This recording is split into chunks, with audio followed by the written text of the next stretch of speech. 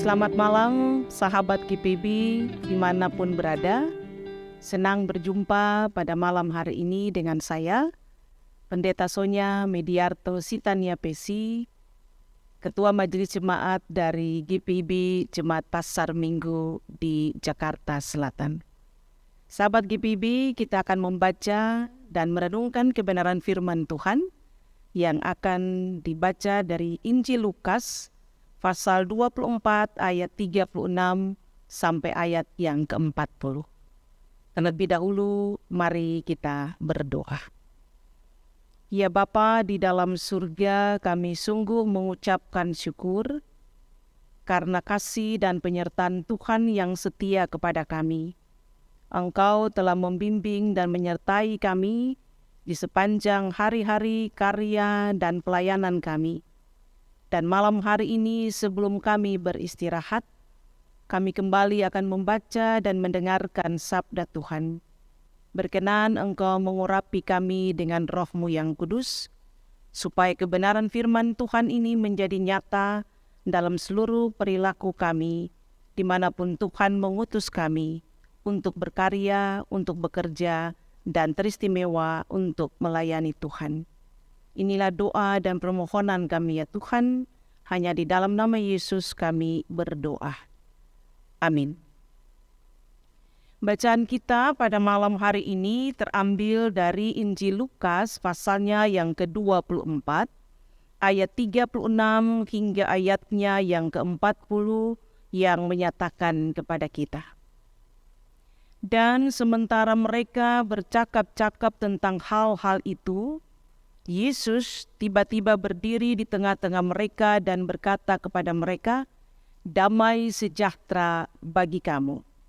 Mereka terkejut dan takut dan menyangka bahwa mereka melihat hantu. Akan tetapi ia berkata kepada mereka, "Mengapa kamu terkejut dan apa sebabnya timbul keraguan-raguan di dalam hati kamu? Lihatlah tanganku dan kakiku. Aku sendirilah ini. Rabalah aku dan lihatlah, karena hantu tidak ada daging dan tulangnya, seperti yang kamu lihat ada padaku." Sambil berkata demikian, ia memperlihatkan tangan dan kakinya kepada mereka. Demikianlah pembacaan firman Tuhan, terpujilah Kristus. Haleluya.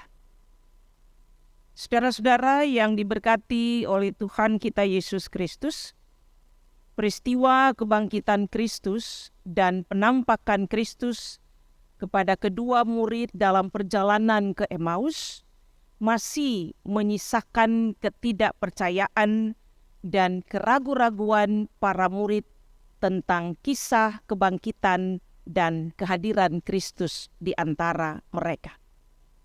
Dalam perjalanan ke Emmaus, ketika dekat kampung yang mereka tuju dan bersama dengan Yesus yang sudah bangkit itu, Kleopas dan murid yang lain, mereka dapat mengenali Yesus ketika Yesus mengambil roti, ia memecah-mecahkannya dan memberikannya kepada mereka.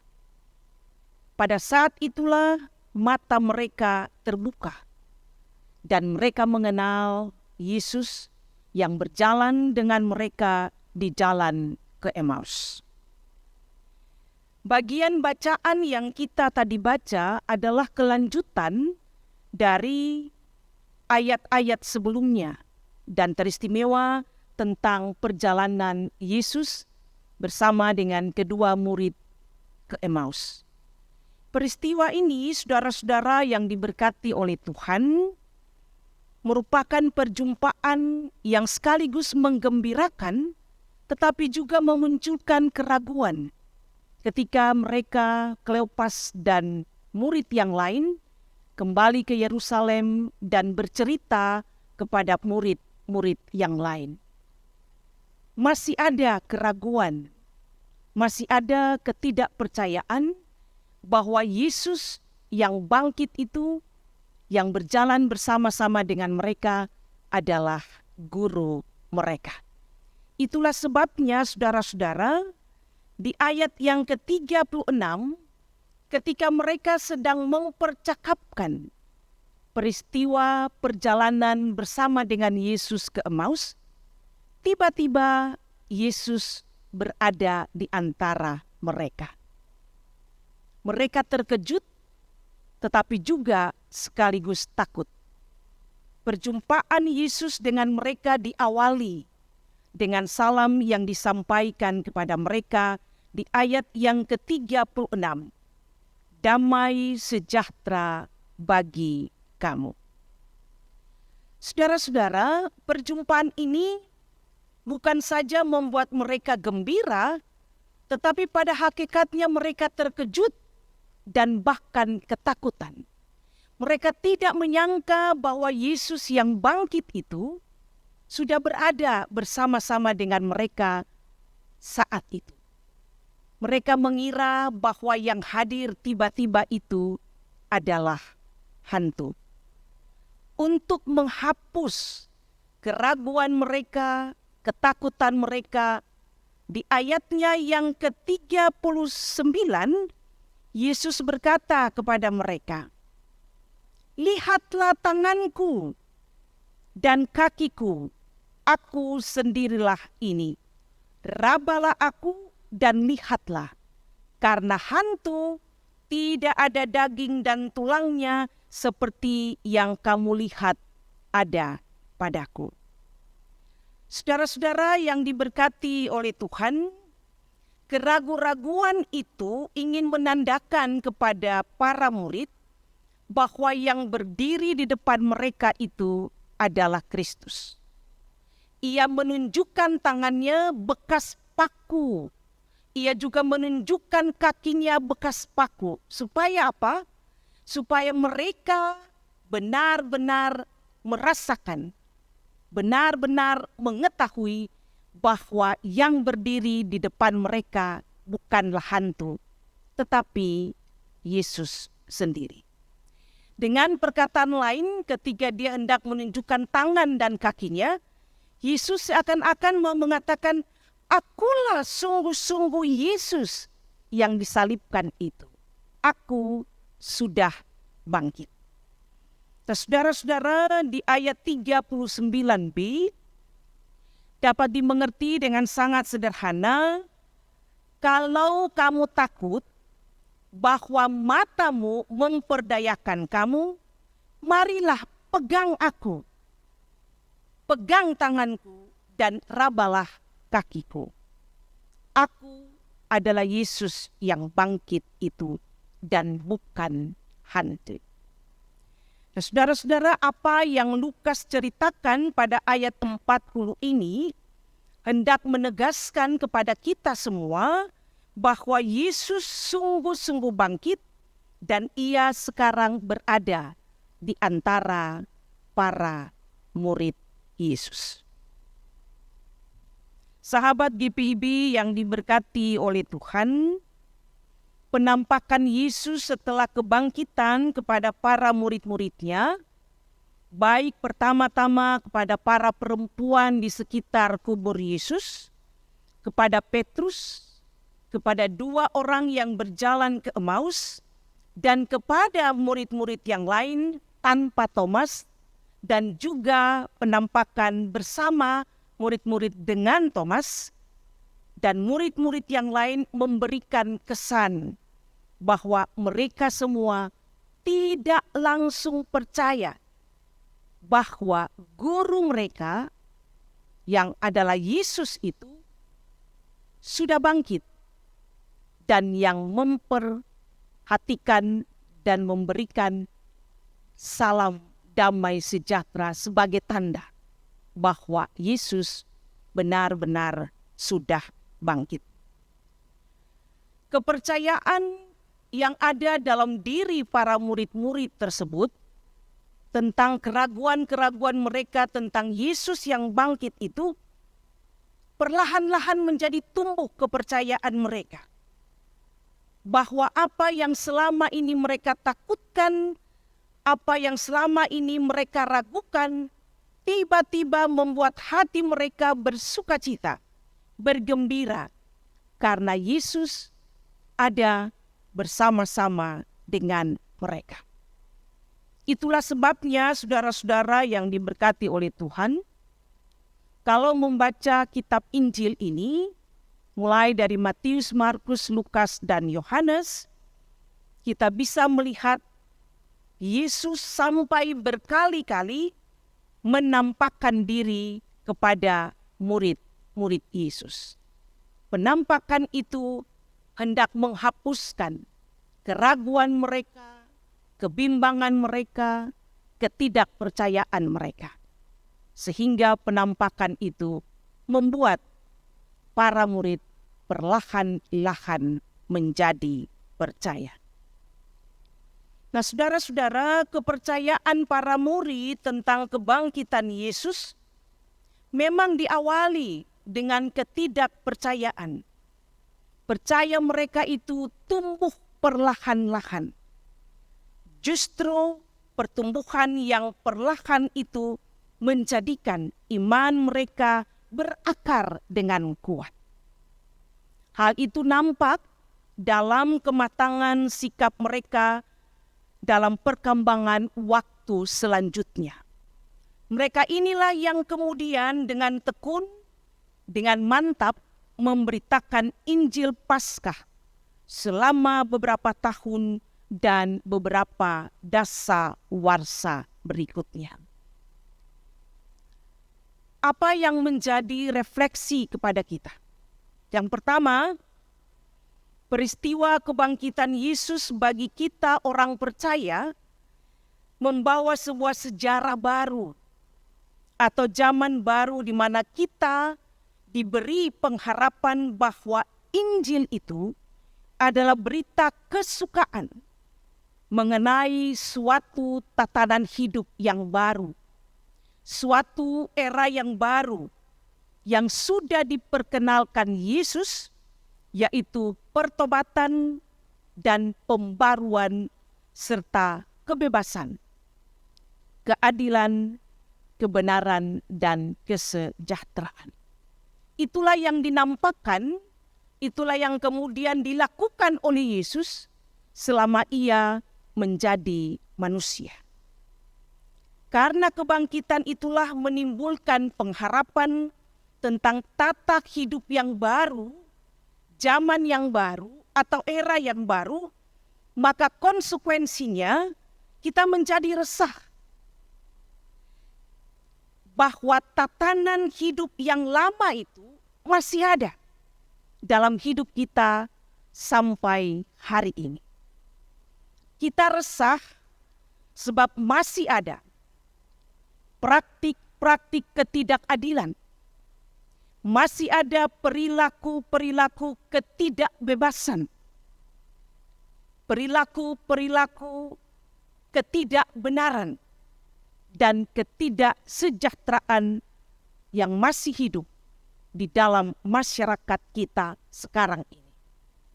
Dan lebih ironis lagi, masih ada dalam hidup bergereja. Setiap orang yang mengaku bahwa Yesus sudah bangkit dan yang percaya kepada Yesus, maka dia sudah memasuki hidup yang baru, tatanan hidup yang baru, era yang baru, bahwa ia akan mempraktekkan cara hidup, perilaku hidup yang pernah Yesus tampilkan selama ia menjadi manusia. Oleh karena itu, saudara-saudara yang diberkati oleh Tuhan, mari kita merefleksikan diri kita. Apakah kehadiran saya yang sudah mempercayai Yesus, yang sudah mengimani tentang Yesus yang bangkit itu, sudah melakukan praktek keadilan, sudah melakukan praktek-praktek kebenaran, sudah menghadirkan tanda-tanda kerajaan Allah di tengah-tengah perjumpaan kita, di mana saja Tuhan mengutus kita. Sudahkah kita melakukan itu?